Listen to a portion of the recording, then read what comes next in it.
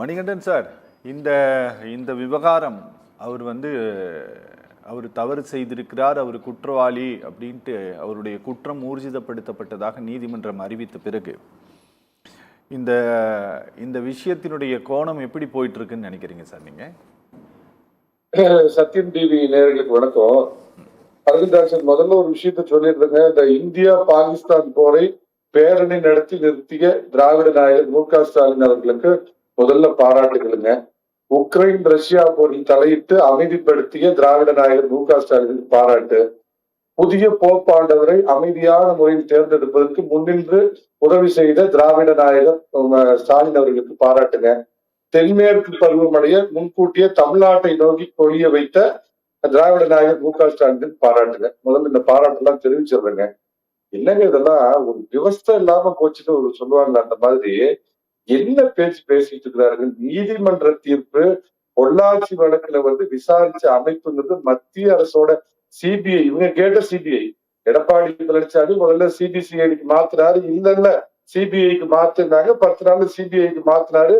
CBI விசாரிச்சு மிக நல்ல முறையில் நேர்த்தியா, அதுக்கு உண்மையாலுமே நம்ம நன்றி சொல்லணும்னா அந்த மகிழா நீதிமன்றத்துக்கும் சிபிஐக்கும் சிபிஐ வழக்கறிஞருக்கும் சொல்லணும். அதுல எடுத்து ஒரு ஸ்டிக்கரை ஒட்டிக்கிறாரு. இதுல பாத்தீங்கன்னா திராவிட மாடல் ஆட்சி பாத்தீங்கன்னா நல்ல தீர்ப்பை வாங்கி கொடுத்து அப்படிங்கிறாரு. ஏத்துக்கிறேங்க, ஒரு வாதத்துக்காக ஏத்துக்கிறேன். ஐயா ஸ்டாலின் அவர்களே நல்ல 5 மாதத்துல அற்புதமான ஒரு தீர்ப்பை வாங்கி கொடுத்து தமிழக பெண்களின் காவலனாக நீங்க இருக்கிறீங்க. அப்படியே இன்னும் சில பாராட்டுகள்லாம் இருக்குது, அதையும் நான் உங்களுக்கு சொல்லிடுறேங்க. எஃப்ஐஆர் போட்டு இன்னையோட 1005 நாள் ஆச்சு. வேங்கை வயல் தேசிய அவலம் அப்படின்னு சொல்லுவாங்க. கேட்டா ஸ்காட்லாந்து யார்டுக்கு இணையான தமிழக போலீஸ் அப்படின்பாங்க. போலீஸ் அதிகாரி ராஜாராம் சார் கோச்சிக்க கூடாது. அதுல இந்த திராவிட மாடல் ஆட்சி என்னத்தை இது வரைக்கும் சாதனை பண்ணி கிழிச்சு கேவலமா இல்லையா? ஒரு பக்கம் இதுக்கு நாங்க உரிமைன்னு யாரோ பெத்த பிள்ளைக்கு பேர் வச்சா கூட பரவாயில்ல, ஏன் முன்னு சொந்தம் கொண்டாடிக்கிறீங்க. 1005 நாள் ஆட்சி ஒரு எஃப்ஐஆர் போட்டு குற்றவாளியை நெருங்கி விட்டோம், இதோ கண்டுபிடித்து விட்டோம், அருகில் போய்விட்டோம், டிஎன்ஏ டெஸ்ட் செய்து விட்டோம், அவர்களாக தானாக ஒத்துக்கொள்ள வேண்டும், 2 சமுதாயத்துக்கு இடையான பிரச்சனை அப்படின்னு பேசிட்டு இருக்குது. வெக்கமா இல்லையா? 66 குடும்பங்களோட தாலி அறுத்த கள்ளக்குறிச்சி கள்ளச்சாராய இதுல என்ன நடவடிக்கை இந்த திராவிட போலீஸும் திராவிட மாடல் நாயகரும் எடுத்தாங்க அப்படிங்கிறதையும் எனக்கு பின்னாடி பேசுற திமுக பேச்சாளர்கள் சொன்னாங்கன்னா பரவாயில்ல.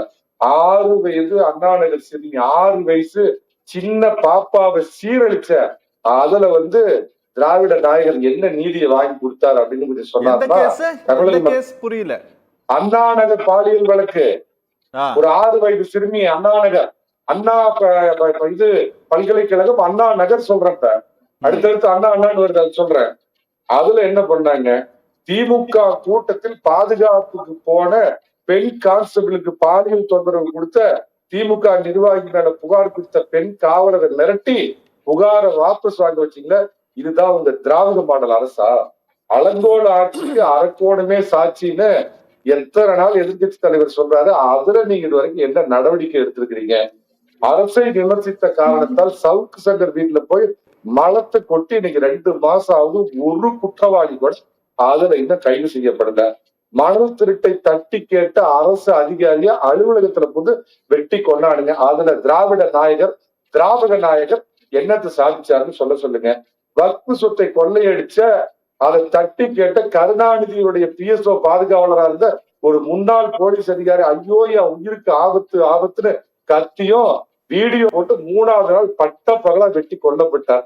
அதுல அந்த திராவிட போலீஸும் திராவிட மாடல் ஆட்சி நாயகர் ஸ்டிக்கர் பண்ணேன் என்ன நடவடிக்கை எடுத்தார் அப்படின்னு சொன்னா பரவாயில்ல. நீட் நாடகம் நடத்தி 26 பிள்ளைங்க பாவம் இது வரைக்கும் செத்து போச்ச. சொந்த வழக்கு, செந்தில் பாலாஜி வழக்கு, ஈடி உங்களுக்கு எல்லாம் ரவுண்டு கட்டிட்டா அப்படின்னா 1 மணி நேரத்துக்கு 50 லட்சம் ரூபாய் வாங்குற ரோத்கியை கொண்டாந்து வழக்கறிஞரை வச்சு வாதாடுறீங்களா? இந்த நீட்டுக்கும் அதே மாதிரி 50 லட்சம் வாங்குற கமிஷன்களையும் ரோத்கியும் கொண்டாந்து வச்சு வாதாடி ஒரு தீர்ப்பை வாங்கியிருந்தா தமிழகம் எல்லாம் ஆசியாவே உலகமே 3 உலகமே உங்களை கொண்டாடி இருக்கும். அதுல ஏதாவது இந்த மாதிரி பண்ணாரா? முக்கியமா ஒரு சேம் சைடு கோல் போடுறேன் மேடம், அதுக்கு பதில் சொல்லிட்டோம். நாங்கள் ஆட்சிக்கு வந்தால் 3 மாதத்தில் கொடநாடு உண்மை குற்றவாளிகளை உடனடியாக கண்டித்து ஜெயிலுக்கு அனுப்புவதில்ல கிழிச்சிக்கலாம். இன்னைக்கு 4 வருஷம் ஆச்சு. திரும்ப ரிப்பீட் பண்றேன், கொடநாடு கொள்ளை வழக்கில் உண்மை குற்றவாளிகள் அப்படின்னு யாரையோடு மனசுல வச்சுக்கிட்டு உங்க போலீஸ் இந்த 4 வருஷமா கிழிச்சுடா அப்படின்னு 2வது அவர் கேட்கிறேன். எல்லாத்துக்கும் மேல வந்தா பெண்களையும் இந்து மதத்தையும் கேவலப்படுத்தின வாய்ப்புழுத்த ஒரு அமைச்சர், இந்த பொன்முடிங்கிற ஒரு அமைச்சர் இப்படி பட்ட போட்டா இப்படி போட்டாங்கிற மேல ஏதாவது நடவடிக்கை நீங்க எடுத்தீங்களா? கோர்ட் நடவடிக்கை எடுத்துச்சு. 2011 அவங்க அப்பா ஆட்சியை விட கேவலமான ஒரு திராவிட சுனாமி மாடல் ஆட்சி இருந்து எதுக்கு ஸ்டிக்கர் ஒட்டுறதுன்னு ஒரு விவசாயம் இல்லையா? எல்லாத்துக்கும் சொல்லுங்க. அமெரிக்க ட்ரம்ப்பை தேர்ந்தெடுக்கிறதுக்கு நான் தான் காரணமா இருந்தேன், நான் தான் ரகசிய பேச்சுவார்த்தை நடத்தினேன்.